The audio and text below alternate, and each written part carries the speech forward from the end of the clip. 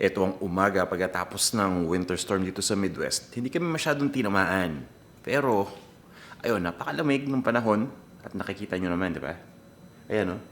Yelong-yelo ang paligid. Kaya naisipan ko, na-miss ko kasi yun sa Pilipinas eh. Tuwing umaga, di ba? Kapag malamig o kahit hindi malamig, masarap kumain ng mainit na taho sa almusal. Kaya ngayong araw na to, gagawa tayo ng homemade taho.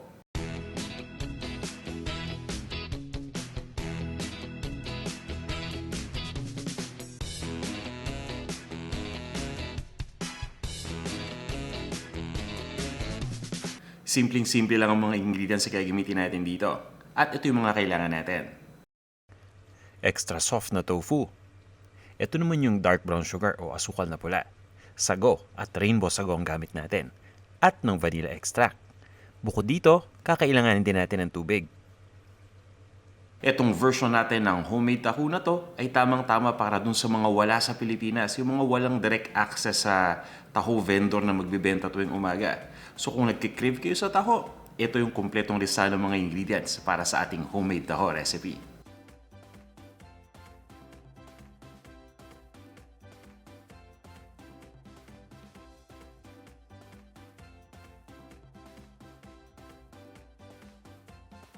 Handa na ba kayo? Mabilis lang to. Tara, umpisa na natin. Ang pinakauna natin kailangan gawin dito ay iluto ang sago. Kaya naman nagpakulo lang tayo dito ng tubig sa isang cooking pot. At sa oras na kumulo yung tubig, ilagay na natin kagad dito yung sago.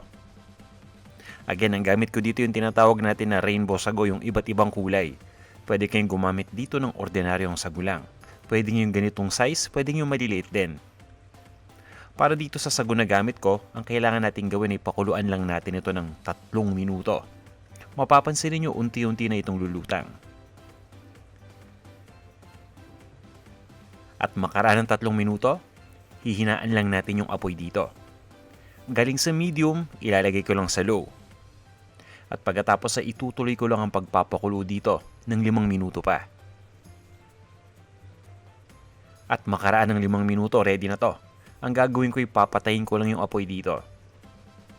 At pagkatapos ay ililipat na natin itong ating naluto na sago sa isang bowl na merong lukewarm water. So kukunin lang natin ito at sasalain muna natin para mahiwalay ito dun sa mainit na tubig.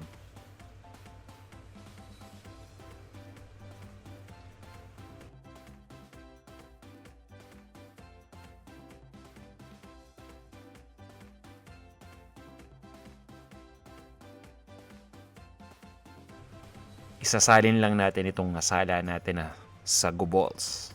Yan. At pagkatapos ay papabayaan lang natin ito dito. Lutuin naman natin yung arnibal. Maglalagay lang tayo ng tubig dito sa isang lutuan. Ang gamit ko dito ay 5 tablespoons of water. Pabayaan lang natin itong kumulo. At sa oras na kumulo, ilagay na natin yung dark brown sugar o yung asukal na pula. Bukod dito, pwede rin tayong gumamit ng muscovado sugar. Haluin lang natin ito hanggang sa tuluyan ng matunaw yung asukal sa tubig. At mapapansin niyo, magkakaroon tayo ng isang malapot dito ng mixture. Ngayon naman ay ilagay na natin yung ating vanilla extract. Nagpapabong ito at nagpapasarap lalo sa ating arnibal. Para mas ma-enjoy natin ang pagkain ng taho mamaya. Ayan, ready na to. Itabi muna natin yung arnibal. At i-prepare na natin yung ating extra soft tofu. Yan yung consistency na gustong gusto ko. Tama-tama lang.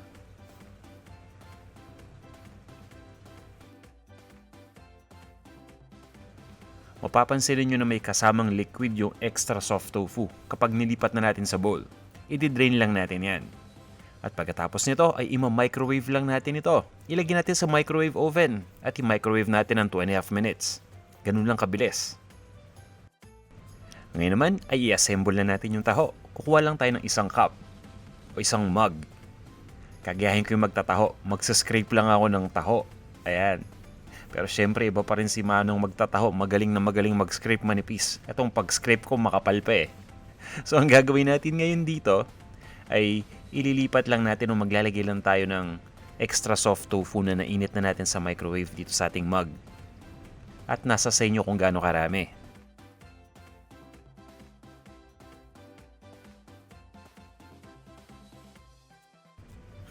Siyempre, dadamihan ko to. Ang tagal ko nang hindi nakakatikim ng taho. Yung huling tikim ko pa mga more than 6 months ago nung huling uwi pa namin sa Pilipinas. Kaya naman talagang sabik na ako dito. Ayan, so lalagay lang natin itong ating tofu dito. Ayan, at okay na to. Ayan, at kukunin na natin ngayon yung sago. Itong ating rainbow sago. At ilalagay na natin dito sa ibabaw ng extra soft na tofu. Maganda tong gamit nating sago dahil napakakulay. Kapag nilagay na natin dito sa ibabaw ng tofu, tingnan niyo, 'di ba? Talaga namang nakikita natin yung kulay nito. Ayan, may combination of colors kumbaga. Maganda sa mata at masarap pa tong kakainin natin kaya talagang mag-i-enjoy tayo. Ayan, dagdagan pa natin. Lagyan natin ng kulay purple. Ayan, paborito ni Daniel yan. At yung kulay pink naman, paborito ni Danica. Sila yung aking mga maliliit na prinsesa. At nasa sa inyo kung gaano karaming sago ang ilalagay ninyo sa inyong taho.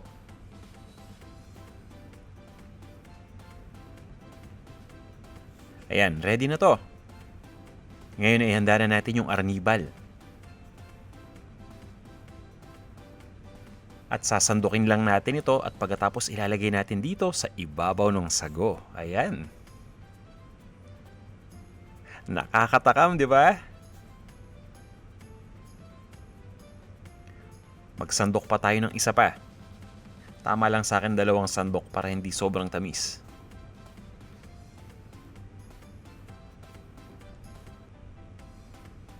Yan, ganyan lang kasimple. Ready na itong ating taho. Ngayong ready na itong taho natin, kung sa inyo, gagawin ko rin yung taho. I-assemble na natin yung taho ng mga kasama natin dyan sa bahay. Para talagang lahat tayo nag-i-enjoy ng sabay-sabay. Pagkatapos, i-serve na natin to. Ito na ang ating homemade taho. Taho!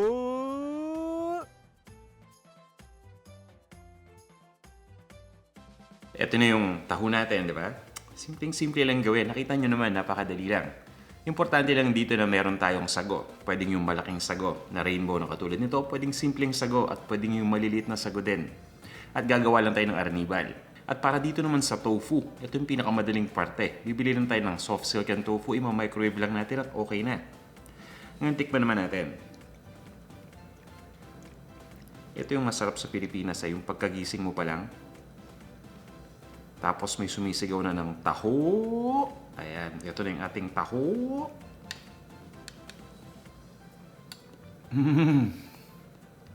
Wow, para ako nasa Pilipinas bigla. Ganito yung lasa ng taho sa Pilipinas.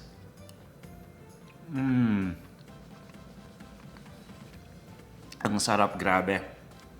Kaya sa inyo na mga wala sa Pilipinas at nagkikrave sa taho, simpleng-simple lang gawin ito. At ganun-ganun eksakto ang lasa.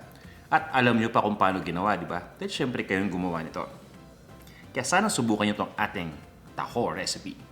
Sana ay may natutunan na naman kayong bago ngayong araw na to. Kahit simple itong ating almusal na homemade na taho.